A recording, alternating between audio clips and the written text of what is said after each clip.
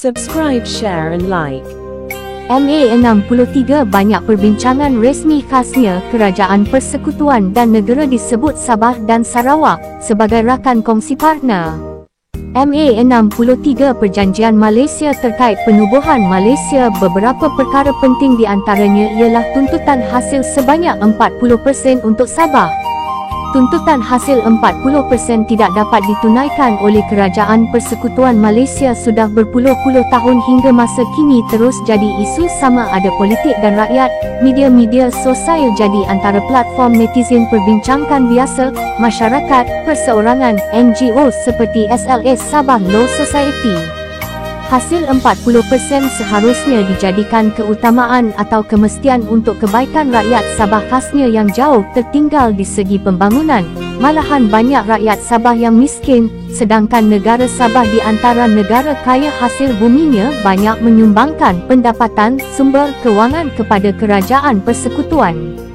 Hal ini sudah rakyat Sabah ketahuinya hasil-hasil petrilium dan sebagainya berjumlah puluh berbilion rem setahun dari Sabah, sedangkan negara Sabah masih kekal tidak kelihatan tahap pembangunan negara maju dan kaya sedangkan Malaya atau Semenanjung hidup lebih maju mewah rakyat di Semenanjung punya taraf penghidupan lebih tinggi dan baik. Dari semua sudut keperluan hidup sebagai rakyat berpendapatan sederhana dan membangun. Sebaliknya di Sabah amat jauh bezanya taraf hidup di Sabah dari semua sudut pelajaran, kesihatan, air, api perhubungan, jalan raya, keselamatan, keselesaan hidup mereka nikmati seolah-olah sama seperti negara miskin khasnya di luar-luar bandar tersisih dari harus pembangunan negara.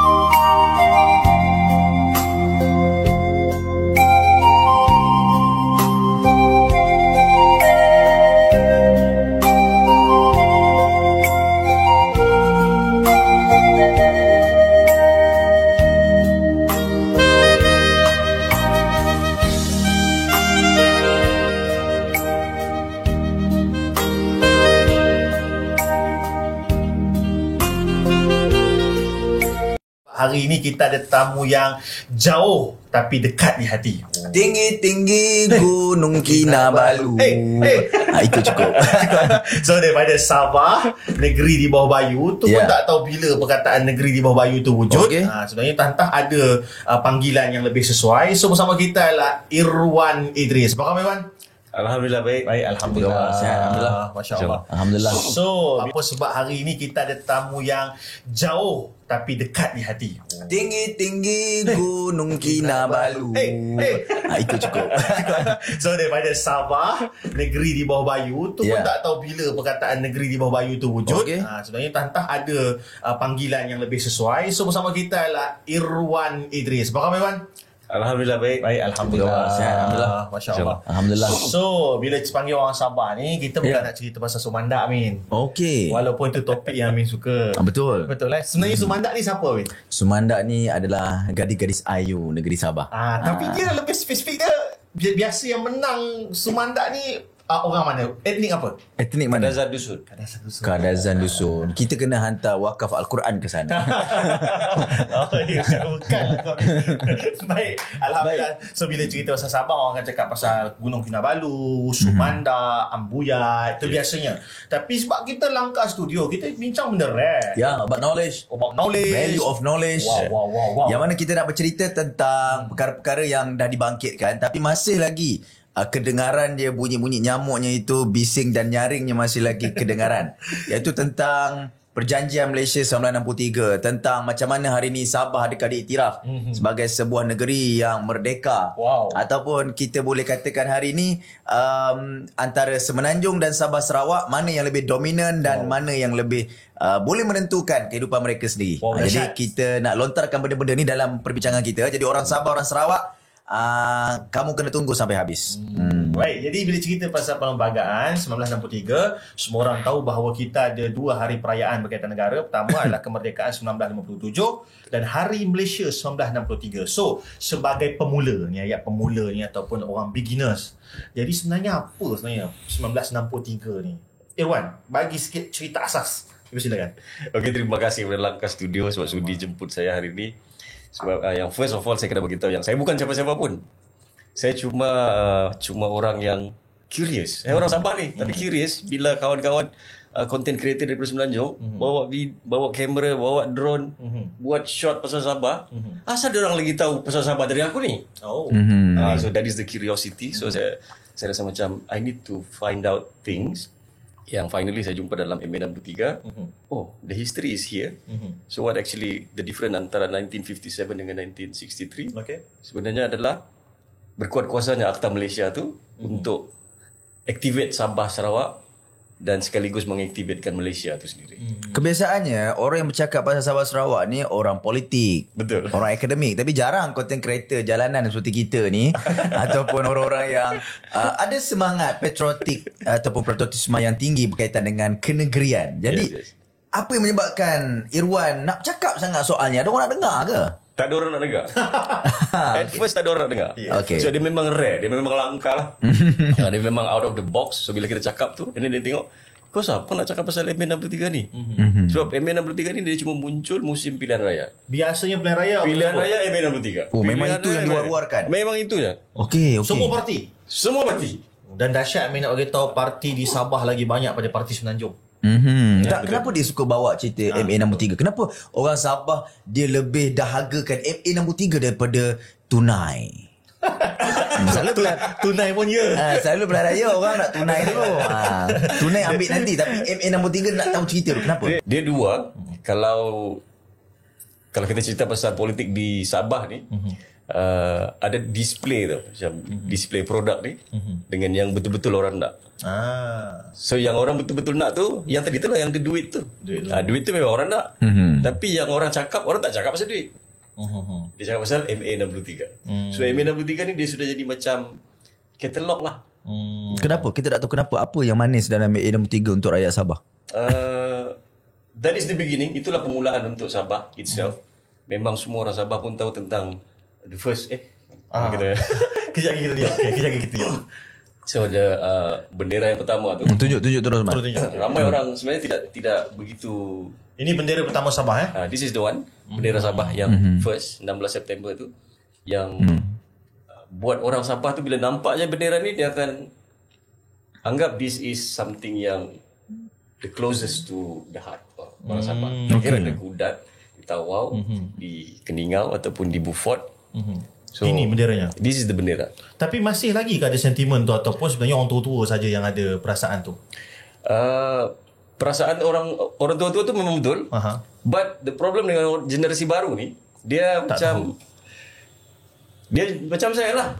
Bila orang cakap MA63, bila orang cakap sejarah, macam tadi saya cakap, kawan-kawan content creator dari Semenanjung datang bawa drone, datang bawa kamera, buat konten, dia cerita pasal makanan, dia cerita pasal lokasi. So I was reminding myself, masa aku pergi Mekah atau aku pergi melancong, pergi negara orang, aku fikir aku bukan berminat dengan dia punya gunung ke, dia punya makanan sangat. The first thing that we have in mind, of course, sejarah. So what happened to this place? So that is the first thing yang kita akan ambil tahu. So sebagai orang Sabah, bila kawan datang kan pergi Sabah, apa yang sejarah tempat ni? I don't have answer. So bila tidak ada jawapan tu, rasa macam malu dengan diri sendiri. So di situlah saya mula cari jawapan tu, mula gali. At first memanglah kita bukan mau baca dokumen. Pasal rasa macam susah. Nobody explain. So kita tengoklah duit shilling lah, tengoklah peninggalan bangunan. But the problem with those things, they don't say anything. Duit shilling ni tak boleh bercakap. Kan? So the duit stand semua ni tak boleh bercakap. So I have to push myself baca dokumen tu. Bukan sekadar baca tau, I have to baca dan empathy. Sebab dia zaman tu lain. So I have to feel zaman tu macam mana macam mana perasaan orang masa tu So that is where saya mula cari this is perjanjian. Perjanjian meaning ada keinginan yang berbeza-beza daripada semua pihak. So Singapore punya feel, saya kena empathy Singapore punya feel dulu. Ya, betul. So bila saya tengok pemimpin daripada Kerajaan Persekutuan Tanah Melayu, I have to feel Kerajaan Persekutuan Tanah Melayu punya empathy. When it comes to Borneo States, Sabah dan Sarawak, saya kena feel Sabah Sarawak punya keinginan pula. Baik. So kita terus pergi ke dalam Irwan Idris. Pada waktu tu kita ada Persekutuan Tanah Melayu. Betul. Fasa pertama. Kemudian kita ada Persekutuan Malaysia yang ada Singapura di dalamnya. Kali ketiga 1963 barulah Singapura keluar dan wujudlah yang seperti mana sekarang. Tunku Abdul Rahman Putra Hash dia jemput juga Brunei untuk masuk dalam Persekutuan Tanah Melayu. Tetapi yang ada sekarang lah seperti mana ni, sebab semua orang ada cerita masing-masing. Setakat pembacaan Irwan Idris dan empati Irwan Idris pada kerajaan negeri Sabah pada waktu tu, apa ceritanya? Kenapa Sabah memilih Malaysia ataupun kenapa Sabah nak mengambil Melaya berbanding memilih Indonesia, Filipin? Mungkin boleh cerita. Saya rasa itu yang akan buat kita menghormati keputusan nenek moyang kita. So berdasarkan apa yang saya baca lah, sebenarnya dia bukan tentang keinginan Sabah tu sebenarnya. Bukan keinginan Sabah. Bukan tentang keinginan Sarawak juga. But actually pada masa tu internationally seluruh dunia tengah dalam proses decolonization. So Filipin tahun 46, Indonesia tahun 45. So that is a process. Lepas Perang Dunia Kedua ni, semua wilayah ni United Nations ditubuhkan lepas Perang Dunia Kedua. So United Nations dengan 51 negara ni, keahlian yang pertama ni, salah satu yang diorang luluskan resolusi adalah semua tanah jajahan ni berhak untuk bekerajaan sendiri. So that is where the core begins. So dalam keadaan seluruh dunia tengah proses decolonization dengan saya ada tulis pasal Togo, saya ada tulis pasal Somalia. So everybody is going for bekerajaan sendirilah. So perkara ni untuk Sabah dan Sarawak sebenarnya adalah koloni terakhir yang melalui proses decolonization ni. Antara yang terakhir. Actually terakhir lah. Memang terakhir. Sebab kalau disebutkan Hong Kong dia ada agreement 100 tahun. So Hong Kong walaupun dia berakhir pada tahun 80-an, still itu adalah berakhirnya dia punya agreement tu. So Sabah dan Sarawak ni adalah yang terakhir. So kenapa dia boleh daripada tahun 45 pergi tahun 63? So di mata United Nations dan juga kerajaan British pada masa tu, this is too long already. Benda ni terlalu lama dah. Sepatutnya dia cuma ambil proses paling maksimum 10 tahun. Semua proses decolonization yang tanah jajahan ni 10 tahun. So Sabah dan Sarawak ni, the problem is pemimpin Sabah sebenarnya belum pernah diuji dengan pilihan raya. Dan memang Sabah tidak ada sultan. Berbeza dengan Tanah Melayu, dia ada sultan. Say whatever, kalau sultan sebut macam yang kita nampak lah, yang berkenaan dengan pembantahan pembentukan Malayan Union. So di situ sebab orang Melayu ada sultan tu. So that is where the sovereignty stands. Tapi Sabah tahun 45 sampai 63 tu, we don't have any, orang cakap the legitimate ruler. Yes. So that is the problem. Kita dah ada masalah macam segregated lah among Sabahan. Jadi disebabkan tekanan ni dah masuk tahun ke-20 ni untuk decolonization ni. So Sabah masih lagi belum dan tidak ada ni orang yang get involved betul-betul. Kalau Tanah Melayu kita nampak Tunku Abdul Rahman, dia terlibat dalam tu. Itu yang belum cerita lagi yang membantah. Kan, so di Sabah tu dia macam banyak kekeliruan. Until today. Until today orang masih lagi confused dengan sejarah ni. Okey, baik. Kita terus pergi ke lebih deep lagi. Berkaitan dengan tadi dalam bincang kita, MA63 ni banyak yang dah dibuldoskan, banyak yang dah diranapkan, dah diratakan, ataupun perjanjian tu sekadar pada kertas saja. Betul. Jadi apa agaknya isu-isu yang persoalan hari ini yang Sabah ataupun Sabahan atau bukan Sabahan nampak memang agreement sekadar kertas, bukan pengamalan. Yes. Sebenarnya kalau yang kita cakap pasal kena bulldoze ni, sebenarnya memang itulah sebabnya saya tulis buku ni. Sebab orang cakap kalau kita sesat jalan, kembali ke pagar jalan. So saya cuma fikir, what is actually the problem tentang MA63 ni? Sekejap ada Tan Sri cakap macam ni, ada YB cakap macam ni, musim pilihan raya pula satu parti akan kempen pasal IC Sabah pula. Lepas tu ada yang cakap pasal projek IC, ada yang cakap pasal pendatang tanpa harap, pendatang tanpa izin. So dia terlalu banyak isu yang sampai kita rasa macam wait, MN63 ni apa? So kita orang Sabah sendiri confused. So saya fikir if we want to find out what actually happened, we go to the document yang paling terpakai untuk negara ini, which is Malaysia. So dalam Malaysia Agreement yang Tan Sri Wan Junaidi previously dia cakap dia dah gazetkan dalam kerajaan Malaysia. Dia maksudkan tu adalah dokumen yang 11 artikel tu mula sudah terpakai untuk di Malaysia. So di dalam 11 artikel tu, artikel kedua ni menyatakan bahawa Kerajaan Persekutuan Tanah Melayu ni perlu meluluskan satu RUU yang dilampirkan dalam perjanjian ni. So di dalam lampiran tu ada RUU Malaysia. Yang ni yang tebal ni, yang lebih kurang 80 muka surat ni. So this RUU akan berkuat kuasa pada 16 September dan dikenali sebagai Hari Malaysia. So yang ni adalah RUU yang mengubah Perlembagaan Persekutuan Tanah Melayu jadi Malaysia. So dipendekkan cerita apa yang RUU Malaysia ni? RUU Malaysia ni sebenarnya adalah pengasingan di antara hak negeri-negeri Tanah Melayu, Sabah, Sarawak dan juga Singapura di dalam perlembagaan tu. Macam mana saya tahu ni? Selepas saya susun dan buat buku ni. Baik. Maksudnya kalau kita mudah nak sebut tanpa kita melihat pada agreement tadi, orang Sabah sendiri dia nak akan negara dia sendiri ke? Dia nak merdeka. Maksudnya Sabah is Sabah. No Philippine, no Persekutuan, no Federal. Sabah is Sabah. Sentimen tu memang ada. Sentimen memang ada. Sentimen tu datang daripada parti politik ataupun rakyat ataupun sendiri. orang Melayu ataupun orang bukan Melayu. Pembahagian dia datang campur. Maksud kesatuan untuk Sabahan itu berdiri tegak, satu padu. Tak ada Melayu ke India ke China. Okey, dia tak tegak. Dia bermusim lah. Dia satu grup. Satu grup yang rasa memang dia kena Pisah. Bukanlah macam kita ada keistimewaan kan, layanan istimewa ni dapat beasiswa semua ni kan. Ya betul. So ada golongan, ada pihak yang rasa macam we don't have that kelebihan, terpinggir, dia rasa terpinggir dari segi ekonomi. So keadaan ni dia tidak macam hanya terhad untuk satu kaum. Dia semua tau. Betul. Semua terlibat. Yang miskin tu bukan orang Kadazan Dusun saja. Ada juga orang Melayu, ada juga ada Bajau, ada juga yang Suluk, ada yang Bisaya. So basically rasa terpinggir ni hampir semua kaum di Sabah Merasakan. Dia rasakan benda tu. Jadi kan bila kita dah malas bincang ni, kita cakap tak payahlah, keluar je lah.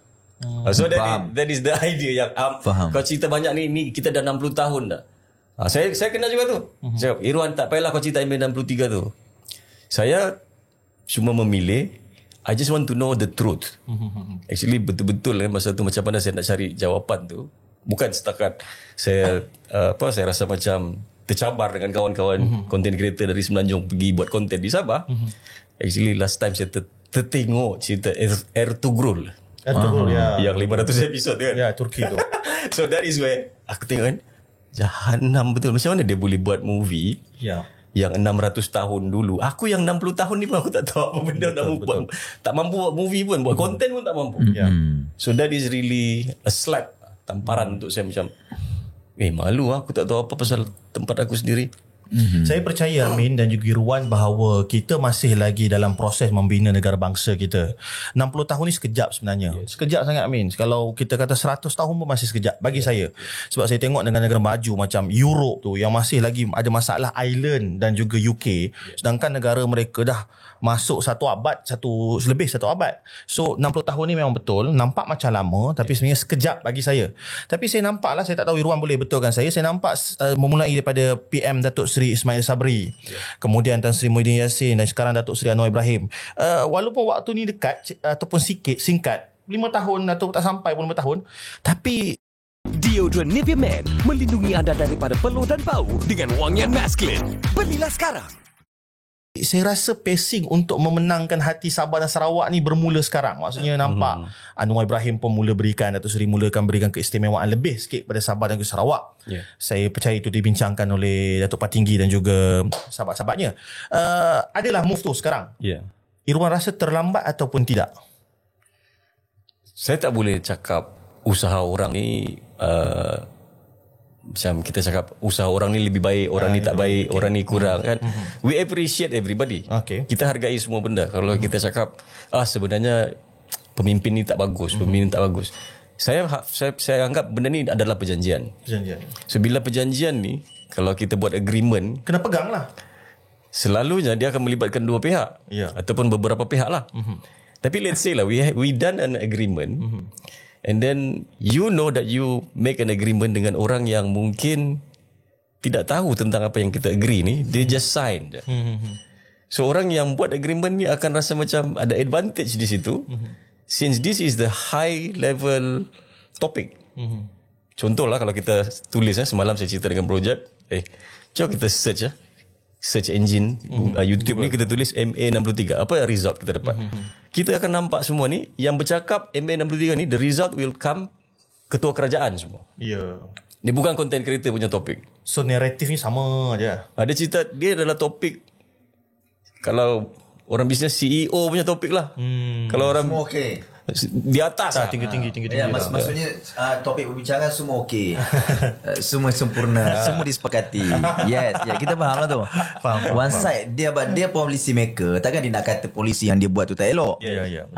So that is where, sebagai orang Sabah, rakyat biasa ni yang I just want to know what actually you guys talk. So I go deep, pergi digging all the thing. Kan ada buku orang tulis pasal kita ni equal partner. Lepas tu dia cakap lagi kita ni unequal partner lah.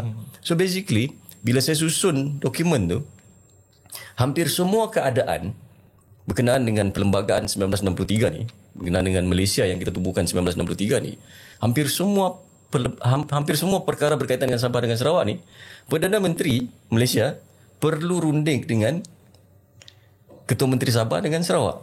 Hampir semua keadaan. Dari segi kewangan, dari segi keistimewaan native di Borneo. So maksudnya Perdana Menteri ni dia kena runding dengan Ketua Kerajaan Sabah dan Sarawak. So yang terhakis, kita cakap tadi tu, this is the one yang terhakis. Dalam perlembagaan dia tulis kena runding dengan Kerajaan Sabah dan Sarawak, termasuk dengan National Land, artikel 83 dengan 87 ni. So this is the one yang membezakan Sabah Sarawak dengan Pulau Pinang.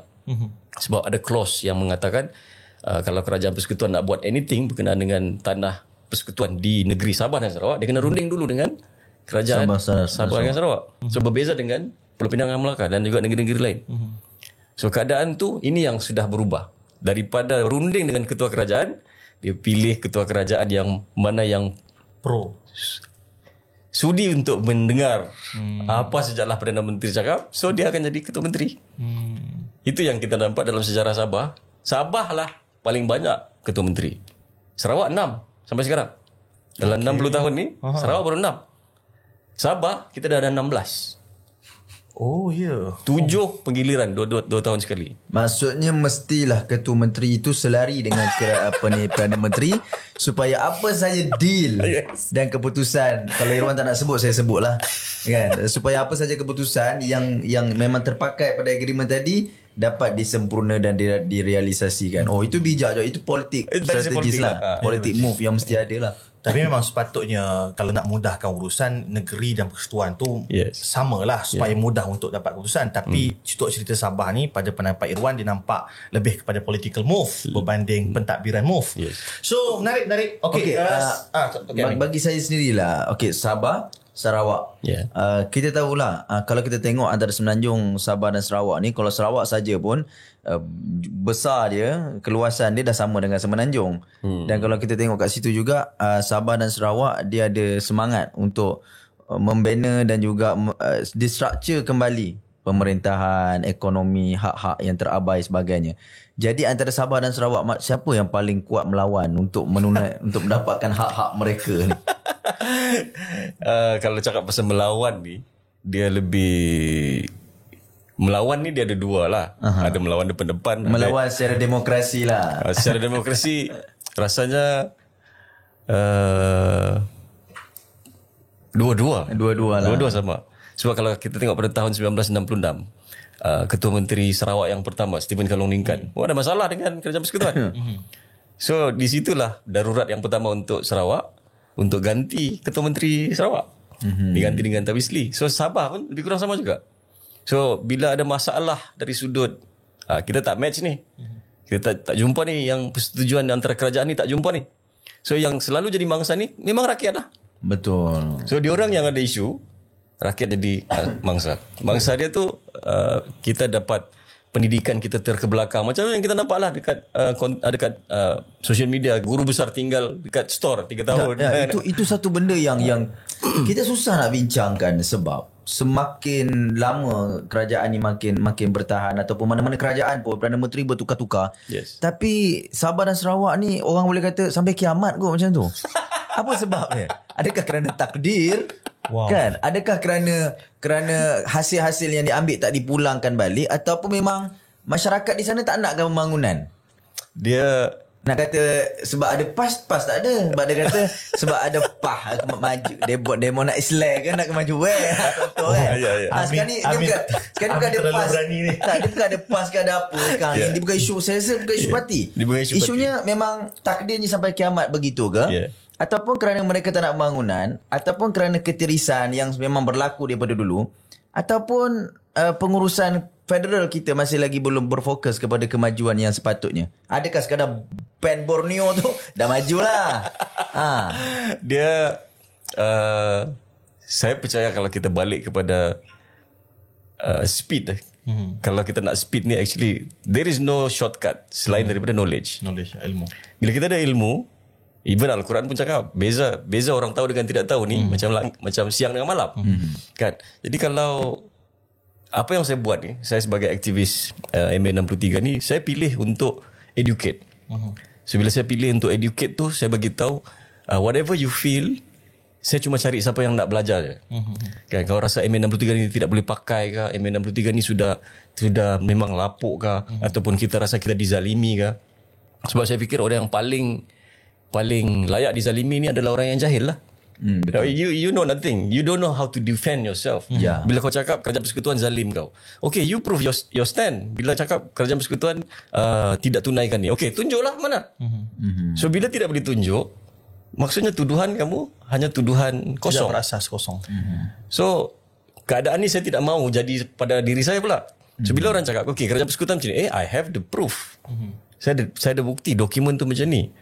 Kan, kalau kita nampak dalam parlimen yang mana ada satu sesi yang mana Datuk Armizan Ali menyebut berkenaan dengan keuangan lah persekutuan dengan 40% Sabah tu. Ya, 40%. Dia sebut pasal 112C dan 112D. Bila kita dengar 112C, 112D ni, orang biasa-biasa macam sudah apa benda tu.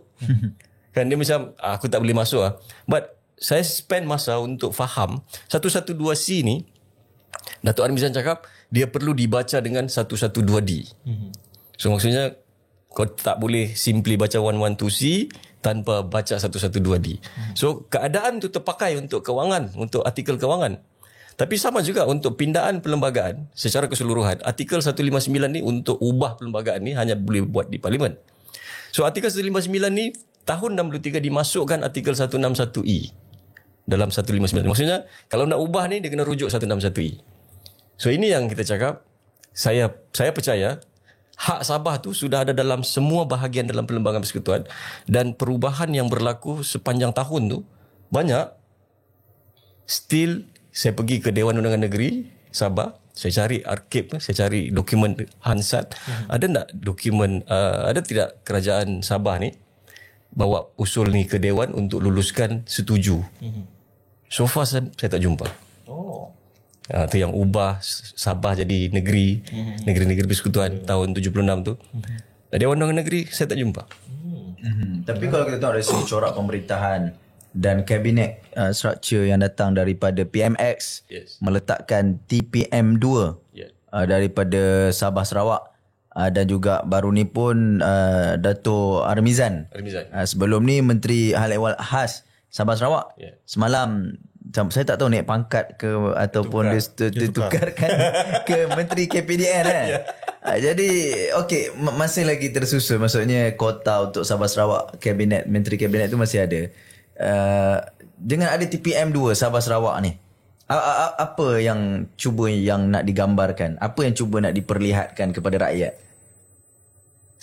Kalau saya lah, sebab saya baca, saya pergi cari dokumen tu. Masalah dia, saya nampak kita masih lagi kosmetik lah.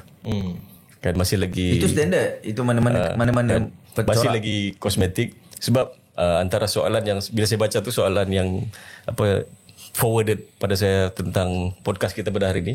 So macam mana apa yang satu topik tu mengatakan tentang jawatan kuasa MA 63 tu. Ya. Kan? So sebenarnya kita tidak perlu jawatan kuasa ni. Sebab this is an agreement between kerajaan Persekutuan dengan kerajaan Sabah dengan Sarawak. Dia bukan kerajaan Johor.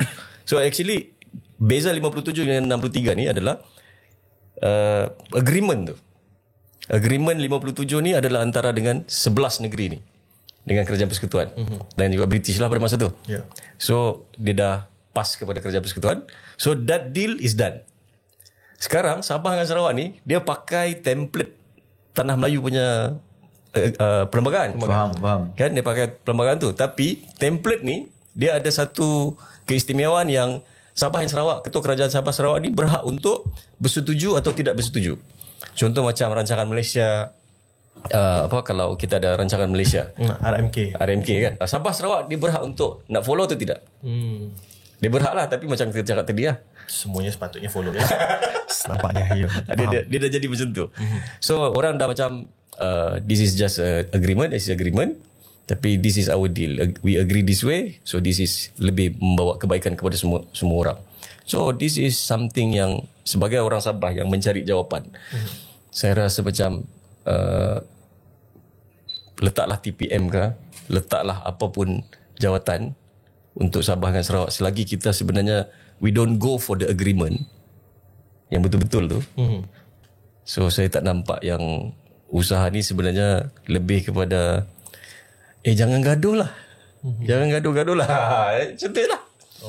Tidak menyelesaikan pergaduhan. dia cuba delaying things. Ya. Okey, menarik. Saya suka untuk kita pick up the foot betul secara jelas. Okey, dalam MA 63 secara jelas, secara nampak boleh tak Tuan Irwan highlight apa betul-betul yang rasa macam ini yang patutnya memang kita kena dahulukan. Bab apa? Mungkin saya tak tahu, mungkin bab pendidikan, mungkin bab kesihatan, mungkin dalam bab kedaulatan, mungkin satu dulu isu yang memang jelas kita tak ikut ataupun tidak follow. Kita dah accept saya nampaklah pemimpin Sabah lah especially so dia buka, saya tak boleh blame kerajaan Persekutuan secara keseluruhan without saya pernah defending diri saya. Kalau saya dah defend, lepas tu saya dah kena bulldoze juga, of course lah barulah saya boleh blame kerajaan Persekutuan. But along the way, yang sebenarnya kita bukan cakap pasal satu topik, pasal duit semata-mata. Kita bukan cerita pasal tanah atau siapa lebih special, orang Melayu kah, orang Bajau kah, orang Kadazan Dusun. Kita bukan cakap pasal ni. Kita cakap pasal membina negara ni adalah tentang everybody punya. Semua orang punya ni. Bukan orang Melayu punya. Kalau di Semenanjung lain. Di Sabah ni dia ada satu klausa khas yang dia dah tambah dalam Perlembagaan Persekutuan untuk dia sama tarafkan Melayu ni. Kalau di Semenanjung ni, di Sabah siapa yang dapat ada keistimewaan tu? Bumi Putra tu. Yang keistimewaan yang disebutkan tu diletak dalam artikel 161A. So actually dia punya keadaan tu hampir semua sama. Template tu semua sama. Tapi apabila idea menegerikan Sabah dengan Sarawak ni, dia menjadikan dia sama macam negeri-negeri yang lain tu. So that is changing the mindset. Bila dia change mindset tu, bukan cakap Sabah kami lebih tinggi daripada Johor atau Kedah. Bukan. Dia cakap pasal keadaan tu, contoh macam keuangan. Okay, keuangan ni dia bermula dari artikel 96 sampai 112. So 96 sampai 112 ni adalah template keuangan untuk Semenanjung. So yang bahagi-bagi ikut negeri, ikut populasi ni, this is the template daripada Persekutuan Tanah Melayu nya. So when it comes to Malaysia Agreement, dia tambah 112A, B, C, D, E. So yang ni 5 artikel baru ni adalah Sabah Sarawak termasuk Singapura. Pada tahun 65, 112E tu dipadam sebab Singapura dah tinggalkan Malaysia. So tinggallah 112A, 112B, 112CD. So CD ni memang cakap pasal duit Sabah.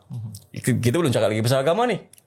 So there is a lot of things. Dia benda yang terlalu besar. That's why bila kita cakap pasal MA63, kalau kita cuma kuasai satu topik je, contoh kita cakap, aku cakap pasal sovereignty je. This is not. Kalau kita boleh faham isu yang berlaku di Gaza tu adalah tentang kemanusiaan, tentang sovereignty, siapa duluan, kan? Siapa lebih berhak. So keadaan tu sama di Sabah dengan di Malaysia. This is it. Dia bukan pasal satu topik atau lebih teruk lagi lah ada orang jajah 20 perkara. So 20 benda ni je. Pada 20 benda ni it's not even ada stand untuk dibawa sebagai satu topik yang okay, kalau aku nak gaduh dekat mahkamah, aku bawa dokumen ni. This is not the legal document. So cerita pasal duit ni 112C sekarang dah mula terbuka, macam-macam orang cakap. So itu yang dia cakap, Perlembagaan Persekutuan ni ada 14 bahagian dengan 13 jadual. So that is, jangan cakap pula saya pakar, saya dapat ni pasal saya susun. Saya susun. Bila saya susun tu macam ni rupa dia. So it just took me around 5 bulan 6 bulan macam tu. Saya susun balik pasal saya ada Perlembagaan Persekutuan Tanah Melayu 57 tu. So yang 57 tu saya susun pindaan pertama tahun 58, lepas tu yang kedua tahun 60, lepas tu 62, 63, dapat yang ni. So bila kita susun tu kita nampak lah. Nampak yang perjalanan tu sama ni, Semenanjung ni dengan Sabah dengan Sarawak ni sama. Sebab belum cerita lagi mahkamah. So di Mahkamah Tinggi Persekutuan ada satu, di Sabah ada satu, di Sarawak ada satu, di Singapura ada satu. So that is the agreement. So betul. Itu yang bila kita cakap MA63 ni part mana yang kita ni, dia actually we have to feel kita sama ni. Dia kita sama-sama. Tapi dari segi Sarawak kalau kita tengok, macam Sarawak sendiri diorang lebih berani untuk bawa isu-isu, contohnya dari segi dasar-dasar, dari segi pendidikan, ataupun dari segi diorang nak keluarkan duit dari segi penilaian diorang sendiri di negeri Sarawak. Jadi adakah Sarawak ni dengan Sabah dia ada sedikit kita sebutkan pertelagahan dari sudut macam Sarawak kita memang nak firm, kalau boleh kita nak uruskan semua. Sabah kena ikut apa yang diperuntukkan oleh persekutuan, ataupun kedua-duanya ada mentaliti yang sama, ikut perjanjian yang sedia ada.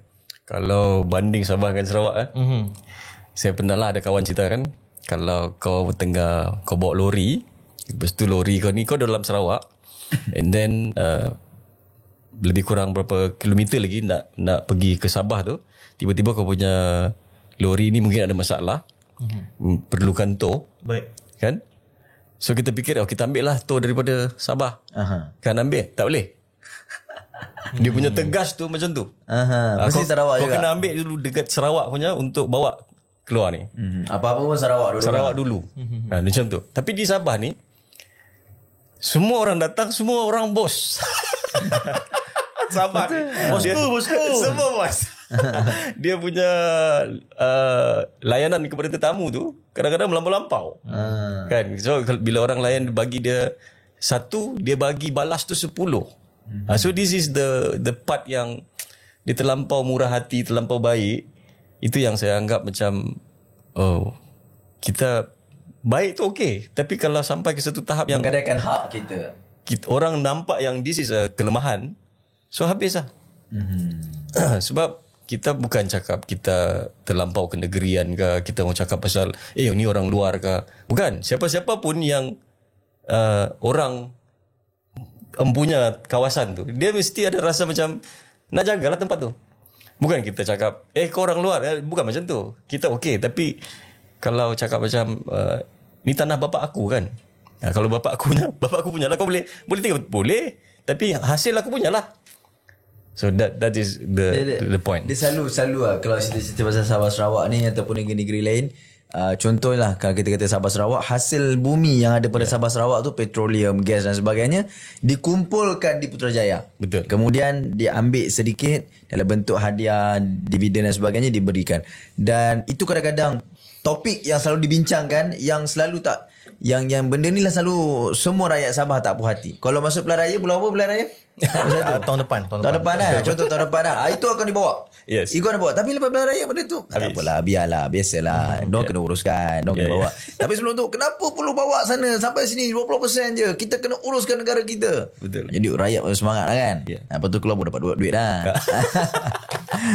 Jadi contoh lah kan. Jadi sampai bila benda ni perlu berlaku macam tu? Knowledge lah. Knowledge lah. Ilmu lah. Macam kawan-kawan saya bila saya gerakkan komuniti kecil ni macam saya cakap tadi, siapa nak cerita MN63? Tak ada orang nak cerita MN63 ni. Tak ada, betul. So bila saya mula cari jawapan tu gara-gara tengok movie kan, rasa macam I need to find something. So saya susun tu. So saya tengah fikir macam mana aku nak cari orang yang nak tahu MN63 ni. So apa saya buat? Saya pergi buat kelas online, masuk ni daftar, kena bayar ni dapat baju. So things work. Dan diorang beli baju, diorang masuk kelas. So aku tahu yang ni memang nak tahulah. Kalau aku pergi open je kan, okay, hai, hari ni kita cerita MN63. Sudah akan masuklah ada bacai. Ada peminat ramai. Daripada Sabahan juga. Sabahan. Peringkat umur? Bayangkanlah background Grab driver, lorry driver, lepas tu pekerja kedai runcit. Bagus. Okay. Bagus. So memang rakyat lah, level rakyat. Lepas tu ada yang kerani, ada yang memang bapak dia tu memang pernah kena tangkap ISA. Ya. So the background memang orang awam. Memang orang awam. Ada yang geng-geng politik tu of course lah. Dia daftar pasal dia nak tahu lagi betul, lagi jelas. Apa MN63 ni sebenarnya? So dia come. So bila dia masuk, since dia bayar kan, akulah authority situ. Aku cakap bagi tahu pasal kelas tu. So they listen to me and then I show all the proof. So that's how. Tapi itulah lucunya Amin, Iwan, bila mana orang politik sendiri mendaftar, maksudnya sebelum dia masuk politik dia tak ada ilmu. Kan, maksudnya dia tak tahu apa, tapi dia jangan rasa bahawa politik pun adalah jalan pintas untuk dapat kekuasaan dan kekayaan. Ya, ada. Ramai. Dalam parlimen kita sekarang yang jadi timbalan menteri pun ada. Yang tak ada background, tiba-tiba 2018 senator. Wow, berani ya. Sampai sekarang kan. tak, itu memang ada. Kita tak kata kualiti dan sebagainya. Memang ada yang tak ada knowledge. Disebabkan jabatan-jabatan tertentu kan, dia mesti boleh pergi ke sana. Jadi itu yang kita nakkan hari ni. Spokesperson kita, content creator kita yang boleh bercakap tentang MA63 ataupun isu-isu melibatkan hak dan juga kuasa autonomi yang perlu dimiliki oleh Sabah dan Sarawak. Saya bukan nak tanya ini soalan terakhir, bukan. Tapi saya rasa kita memukul di sekitar bush ataupun semak. So saya nak pergi lebih tepat. Sebenarnya ke mana kita nak bawa ahli tuju perbincangan MA63 ni? Sebab saya percaya bahawa pengilmuan ataupun penurunan ilmu ini akan makan masa 10-20 tahun. Betul. Irwan sendiri, ke mana nak bawa ni? Untuk apa? Dan kita kata, kalau boleh pick 1, 2, 3, Irwan nak apa sebenarnya? Orang-orang perjuangkan MA63 ni nak apa sebenarnya? Kebanyakan yang saya jumpa, at first saya pun tak ada hala tuju. Mula-mula tu saya pun, we have no direction. Kita berada di zaman we can be anything. Buka je YouTube, aku dah belajar. Hari ni pun kita boleh tahu dah nak buat satu benda kan. So when it comes to MA63, dia different. There is no how to MA63. Okay. There is no. Tak ada guideline, nothing. It's really a grey area. MA63 ni memang grey area. Okay. So macam mana saya boleh belajar pasal MN63 ni very fast? Dia datang daripada soalan lah. Saya pergi ke Keningau, soalan orang lain. Saya pergi ke Tamparuli, soalan orang yang saya jumpa tu lain. Most of the places saya pergi, saya kena marah. Kena marah pasal diorang dah anggap saya tahu ni. Padahal aku baru start cari ni. So dia marah, kenapa kerajaan ni? Dia marah kerajaan ni. So saya pergi ke Kudat, Legacy Tun Mustafa. Di situ orang-orang Kudat dia punya sentimen lain. Bila pergi ke Tawau lain lagi. Bila ke area Sandakan lain. So keadaan tu memang terlalu besar. So end of the day we get confused by certain words. Itu yang saya tulis dalam buku saya ni, generasi Colgate. Generasi Colgate ni yang saya tulis ni sebenarnya mukadimah tu sebab di Sabah bagilah ubat gigi apa pun semua Colgate. Kau ada Colgate, Yang ni di Sabah ni, di seluruh Sabah, minta dulu kau punya Colgate tu. That doesn't mean the Colgate. It mean ubat gigi. So benda tu dah jadi budaya tau. So bila cakap pasal MA63, dia sebut 20 perkara tu MA63. So padahal tu benda lain. So bila cakap Kobol Commission, dia cakap oh dah tu referendum. So dia dah mengsimpelkan hampir semua perkara. So menyebabkan orang Sabah ni senang kena game. So bila cakap merdeka, merdeka tu self government tu merdeka. So bila saya gali sejarah tu, self government is one of a process of merdeka. Even tanah Melayu pun ada self government. So bila British dia bagi self government tu, that is the process of 1945 decolonization. Sebelum kita bagi kau status boleh jadi member kepada United Nation, kau kena ambil dulu status self government. Maksudnya British sudah mula tidak masuk campur hal pentadbiran. So the next step adalah full internal self government yang macam Singapore dapat pada tahun 1959. So full internal tu maksudnya hal dalaman Singapore tu semua kerajaan Singapore dah urus.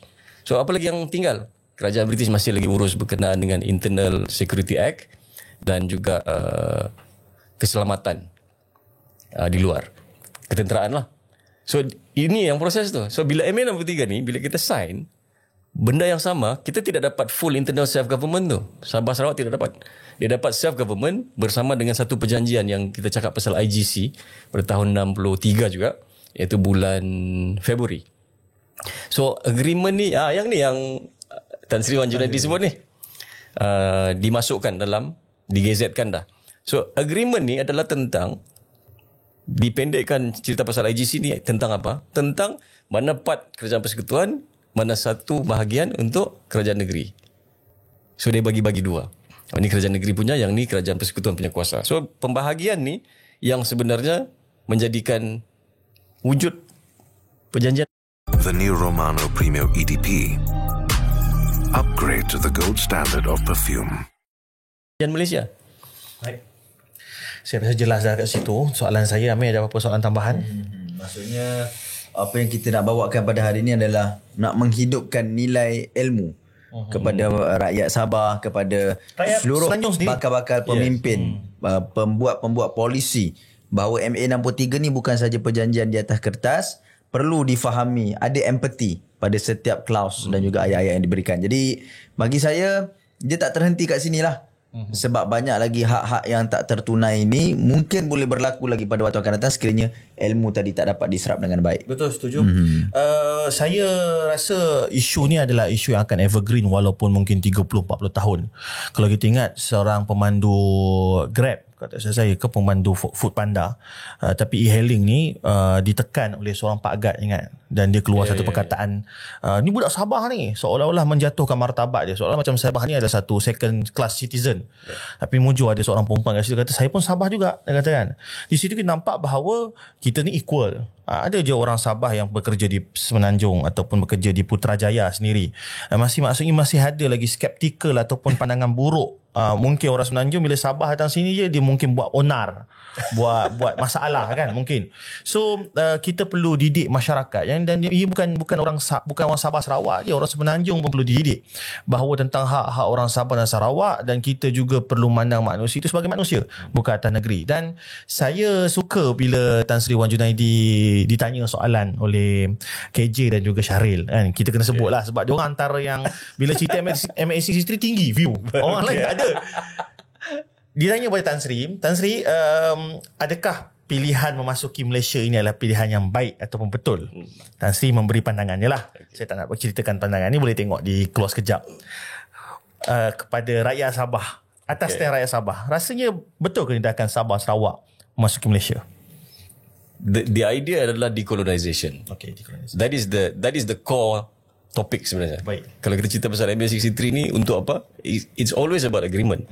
Kalau saya cakap apa maksud, apa perkataan lain, tadi saya tanya soalan apa maksud langka kan? Langka, ya. Langka ni unik, kan? Rare. So apa perkataan lain untuk janji? Janji, ya. So janji tu, perkataan lain untuk janji adalah Malaysia. Okay. Okay. Malaysia tu pada saya adalah janji. Janji. So Tak ada Malaysia kalau tak ada Sabah. Tak ada Sabah. means Perlembagaan Persekutuan Tanah Melayu memang that is the foundation of the constitution. So perlembagaan tu tanpa pun RUU Malaysia boleh je Perlembagaan Persekutuan Tanah Melayu ni tukar jadi Malaysia. Betul, tapi pertukaran perkataan Malaysia tu diikuti dengan lebih 80 muka surat perubahan daripada artikel sampai ke jadual. So ini adalah satu benda yang sangat serius. Sebab kalau orang cakap pasal kita janji mulut ni, kita anggaplah kita boleh percayalah. Tapi kalau sudah sampai letak atas kertas, maksudnya serius sangat ni. Kalau dia sudah sampai bukan setakat atas kertas, dia masuk perlembagaan lagi. Itu yang selalu saya cakap pasal 40%. Bila orang cakap pasal, tadi cakap pasal apa, adakah idea masuk Malaysia ni bagus ke, tidak bagus ke? We cannot change the past. Yeah. It's subjective kan. Benda dah lalu. Dah jadi dah. Sekarang ni bukan kita nak salahkan orang yang dulu. Sudah dulu ya. Bila saya cakap pasal MA63 ni kebanyakan ni yang orang-orang lama lah. Kalau saya jumpa orang Sabah, orang-orang lama, dia punya sentimen kebencian kepada orang Melayu tu, saya macam, oi, kau macam benci betul tau. Oh ya. Dia punya benci tu yang macam Punca lah. dia cakap, orang Melayu ni, itu yang ada sampai sentimen cakap, memang orang Melayu ni macam ni. Ayat macam tu kan. So basically dia dah chop lah. So saya cakap, that kau tak boleh round up everybody. So it's not like that. So agreement is like this. So now kita bagi tahu rakyat dah sampai tahap kita dah faham dah perlembagaan ni. So bila Tan Sri Wan Junaidi sebut MA63 dimasukkan dalam perlembagaan pada tahun 2021 dan digazet pada tahun 2022. So orang saya paling excuse me, kalau aku boleh masuk podcast masa tu kan. Jadi yang kau kuat-kuasakan Akta Malaysia 16 September tu apa benda tu? Yang dimasuk satu-satu tu apa tu? Yang artikel, ada satu artikel 169. Okay, 169 ni dalam Perlembagaan Persekutuan Tanah Melayu dia ada 169 A, B. Bila Malaysia Agreement start masuk, dia tambah C. 169 tu apa? Dia cerita pasal perjanjian antarabangsa di antara Kerajaan Persekutuan Tanah Melayu dan juga Kerajaan UK, which is the treaty agreement, diiktiraf dalam Perlembagaan Persekutuan sebagai treaty. Dan apa-apa agreement international tu memang diiktiraf. So untuk C, Malaysia Agreement ni dia tambah C tu, dia bagi tahu untuk Sabah dan Sarawak, kalau kita nak baca artikel 169 C ni, 169 ni berkenaan dengan perjanjian antarabangsa ni, mana-mana perkataan yang di dalam A dengan B ni tukar saja dengan Sabah ataupun Sarawak. Sarawak. So maksudnya it's not even tahun 2021 atau 2022 digazet. Dia sejak tahun 63 pun benda tu memang sudah diiktiraf. Yeah. Cuma tinggal bila kalau kita nak bawa satu isu, contoh kalau kita pergi mahkamah. Saya selalu cakap ni, kalau kita bawa hal pergi mahkamah, mahkamah bukan counter pertanyaan. Dia tak akan betulkan kau punya demand. You are the one should know what is your demand. Saya charge orang ni menggunakan akta ni, menggunakan artikel ini, dia langgar dan dibuktikan. Tapi kalau mahkamah mendapati yang benda tu tidak ada locus standi ataupun tak kenal lah, macam benda ni tiada pelanggaran sebenarnya. So before kita pergi ke mahkamah, kita kena tahu dululah what is the issue. Betul. So the issue dia orang Sabah sebenarnya ramai yang sudah berhenti untuk belajar MA63. So bila saya jumpa ramai kawan-kawan kan, bila saya tulis buku, saya ni actually saya paksa diri ni. Pada mulanya saya cuma mau tahu je. Saya bersusun. Masa saya susun tu saya cuma mau tahu apa ni MA63 dalam perlembagaan ni. Tapi bila dah susun kan, how I want to show to the public that I am serious about this. Aku terpaksa print buku tu. Kena bagi tahu. Terpaksa print lah. So I have to print, and then bila siap tu, saya teringat lagi satu keadaan yang orang Sabah ni bila cakap pasal MA63 dia akan cakap macam ni. Adakah itu yang bahasa Melayu? So saya siapkan 80 muka surat depan tu bahasa Melayu berkenaan dengan penerangan. Okey. Baik, satu kata ataupun satu perkataan. Irwan puas hati ataupun tidak dengan hak dan juga segala peruntukan yang dipulangkan kembali kepada Sabah? Tak puas hati. Okey, dan cukup. Baik. Masa itulah knowledge perlu diberikan kan. Betul. Jadi kita mengharapkan komen yang positif, walaupun mungkin sebab kita punya penonton podcast ni kritis. Bagus, teruskan komen, dan Amin telah mengibarkan bendera asal Sabah. Mungkin ada, kalau bukan Sabah di bawah Bayu, ada Sabah lain kan? Nama apa Sabah ke? Sabah di bawah Bayu lah. Actually tu daripada Sandakan tu. Dari Sandakan. Dari Sandakan seorang wanita Inggeris. Saint Agnes kan nama dia tu. Dia tengah tulis pasal buku Sandakan tu. Masa tu dia punya tempat tu dia macam di atas lah, dia nampak awan kan dekat situ.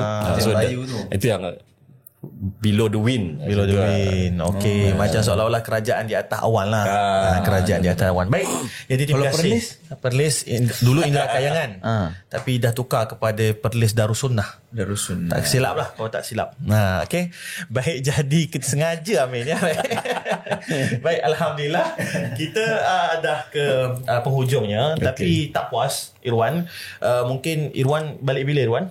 Malam ni balik tak sempat untuk kita ada sesi-sesi yang lain. Tapi jangan risau, sebab kita pun memang nak cuba untuk buat memang podcast ini bergerak ke negeri-negeri. Mana tahu kita memilih Sabah, kita bawa semua peralatan. Sebab Jaafar pun orang Sabah. Boleh bakal kau kan. Jadi Irwan kesini ada apa urusan? ini je lah. Hanya untuk podcast. Berapa hari? Berapa malam? 2 hari, 3 hari 2 malam. 2 malam. 2 malam. 3 hari 2 malam. Okey. Baik, insya-Allah terima kasih lah kerana jasa baik dan juga pengorbanan untuk datang ke Malaya. Melaya. Betul. Pun nampak international sikit. 2 jam mu jalan nak dekat. Tapi saya memang ada, saya dan Ami, saya rasa dulu ada tauliah Sabah Sarawak, alhamdulillah. So memang kita boleh pergi Sabah Tak ada Sarawak, masalah. insya-Allah. Saya Sabah Sarawak tak ada masalah. Cuma jangan hilangkan kertas putih ya. Baik. Saya pun nak tanya, kenapa kena ada kertas putih tu? One of the agreement. Kalau tak ada kertas putih tu, Buat laporan Actually polis lah. dia kena pakai pasport. Pasport. So tak, kenapa perlu macam tu? Kita kan Malaysia.